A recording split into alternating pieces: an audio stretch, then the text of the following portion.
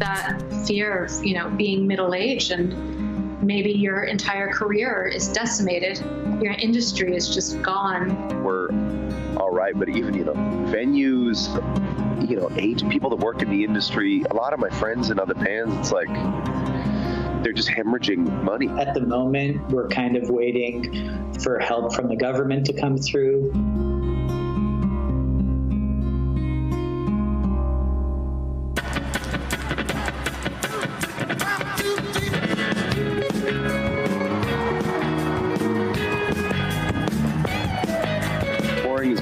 Monetarily, that's kind of how we stay afloat. I have been touring as an audio engineer and tour manager for bands for over 20 years now. We've been booking shows in New York City for almost 11 years now.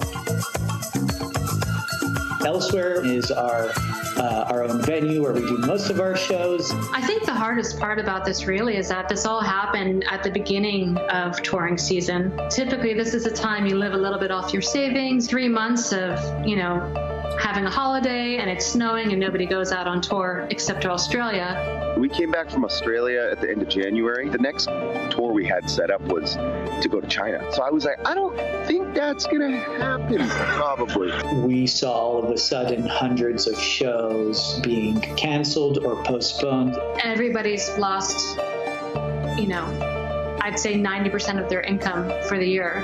Really, it's a bit paralyzing.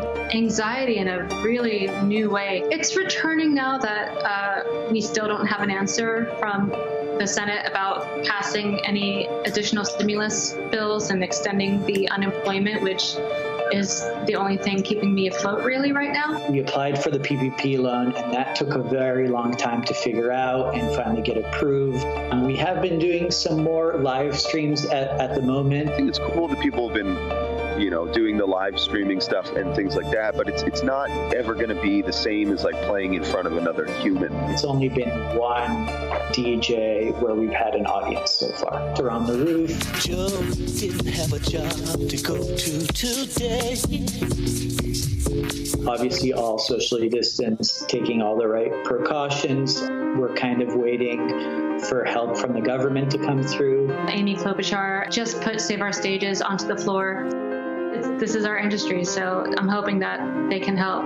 Right now, I know that everybody's just focusing on retaining $600 a week. That's the first step because, it's down to the wire. The whole thing about a live show is that it gives you this energy and this connection that an isolated listening experience doesn't have. I love it. It's such an amazing job to be able to go out and do, and then all of a sudden you can't do it. It makes you count your blessings with that kind of thing. The coronavirus is killing Latinos in Texas at a higher rate than any other demographic. Hispanics make up nearly half of the state's coronavirus deaths, but only 40% of its population. NBC News national investigative reporter Mike Hixenbaugh teamed up with ProPublica and the Texas Tribune to find out why this is happening. Allison, experts tell us that COVID-19 is hitting Hispanic residents in Texas harder because of existing health and economic inequalities. That includes the fact that Texas has the highest uninsured rate in the country. And among those who lack health insurance in Texas, 60% are Hispanic. Now, what I learned reporting this story with Perla Treviso of ProPublica is that your perception of COVID-19 in Houston really depends on what bubble you're living in. As someone who reports and works in Houston, I know only a few people who've tested positive. But last week when I spoke with Valerie Martinez, a young Hispanic woman living in a mostly Hispanic community, she was able to list off 45 friends, acquaintances, and loved ones who had tested positive, including 9 people who were in the hospital and 4 who had died. Now, sadly, by the time our story was published this morning, that last number had grown to 5.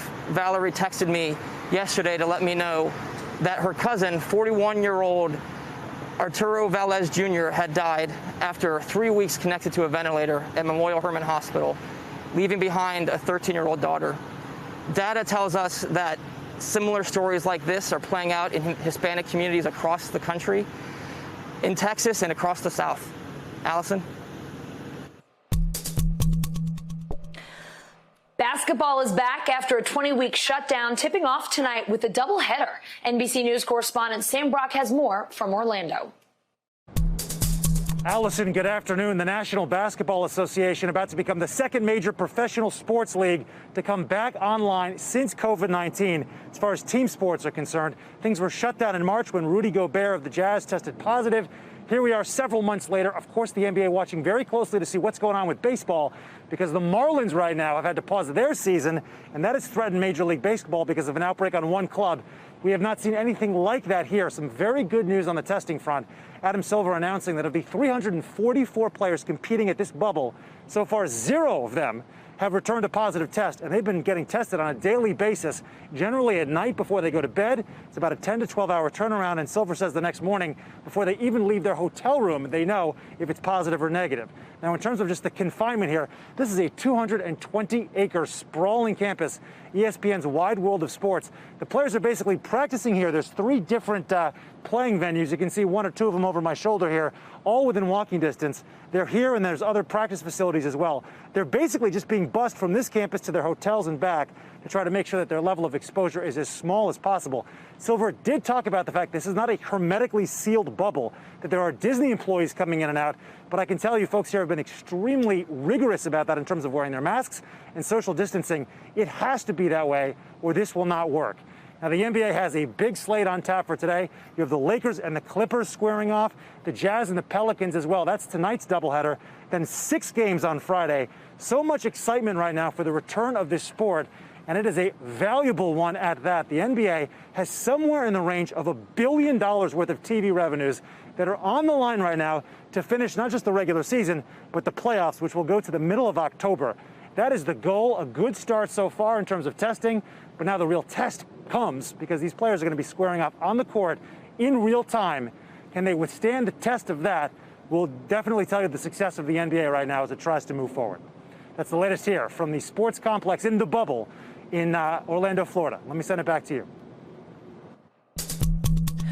We can learn a lot about how the coronavirus spreads by looking at one of the first major COVID outbreaks. According to new analysis led by a Harvard researcher, most of the infections on the Diamond Princess cruise ship came from small floating droplets. That study says that these particles accounted for nearly 60% of new infections. Dr. Mary Ramirez is here now. He is an emergency physician and the former Pandemic and Emerging Threats Director in the Office of Global Affairs under President Obama. Dr. Ramirez, thank you so much for being with us.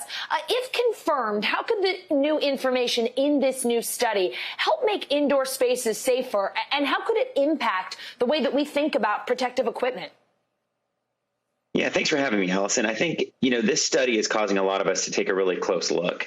There has been an ongoing question about how effective aerosol spread is at spreading the coronavirus. And, this study is a purely mathematical model. But I think, what it shows is that aerosol spread in cruise ship settings was quite effective. The problem is that that doesn't really match up with what we've seen in a lot of other places. It doesn't match up quite with what we've seen in some office buildings and some other places of work. And so I think we're all trying to reconcile what this means exactly. I think, under other circumstances, this is the sort of information that would take years to sort out. And we're in the process of trying to sort this out over a couple of months. I think the good news is that it's going to force us all to take a really, close look at aerosol spread as buildings start to open up. But the truth is that I think it's really still quite unclear what role aerosols are playing. I want to ask you about schools reopening with this new study in mind. What are your concerns about the virus spreading in the classroom, especially in classrooms with younger children? Really great. We've already taken care of. So, Allison, I think what concerns me the most is the amount of disease spread that we have, going on in the population as a whole. The biggest risk factor for whether disease is going to make its way into the classroom is what the likelihood, of somebody being infected on the outside is. We can do things like create screening procedures and use masks and wash our hands. But if there's so much disease outside the classroom, it's more likely that something's going to get in.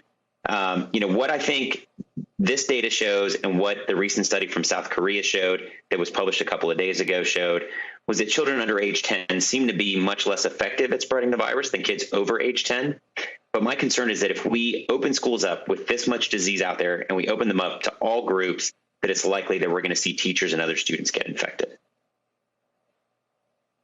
Besides wearing masks, what can teachers do to protect themselves and their students in the classroom?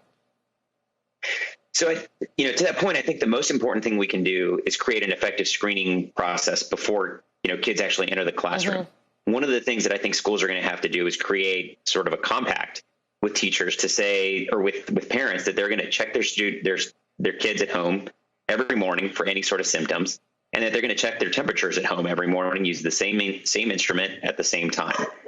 School-based temperature checking is unlikely to be helpful, but it's going to be important that parents are playing an active role in this at home. And then once kids actually come into the schoolhouse, besides just the masks, it's going to be important for teachers to making sure that they're washing their hands and that surfaces are being disinfected regularly. And then the last thing is that there's going to be a new sort of burden on teachers and educators to be increasingly aware of what's going on in their communities around them. If we see that disease counts are increasing in the community, everybody's going to have to play an active role in mitigating that threat in schools. Let's talk about groceries, if you don't mind. A lot of people were disinfecting food and packages early on and trying to just be careful when they brought groceries into the house. What are your thoughts on that now? Is that something that we still should be somewhat concerned about?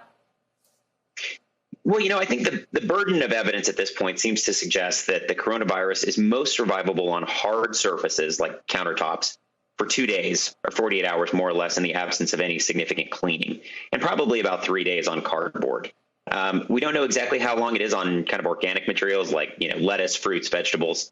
But I think it's a good idea to make sure that you're washing your sort of fruits and vegetables under running water when you bring them into the house. And it makes sense just to wipe down the outer surfaces of boxes when you bring them in. I don't think that we need to be sort of setting them outside for several days at a time or doing anything like that to keep people safe from groceries. Dr. Ramirez, you helped lead the Obama administration's response to the Ebola crisis. If you were part of this administration, what would you be advising right now? Well, I think there's two things, Allison. I mean, I think the first thing that we need is some sort of a message and a strategy that's actually unified. For anybody who actually turns on the news right now, what we typically see are the president's sort of public health professionals, whether that's Dr. Fauci or Dr. Birx or the Surgeon General, essentially saying one set of things, which is that we need to, think about sheltering in place. We need to be using masks. We need to increase social distancing. And then when you turn to the president's political advisors, whether it's the president or Mr. Navarro or some of these other folks, we hear another message that, things are getting better, that things are going to be gone in a few months. And we simply can't have this kind of disjointedness in message, not only about messaging, but what that says is that the strategy itself is incoherent. And when that happens, it creates exactly the sort of vacuum that allows this virus to continue to spread.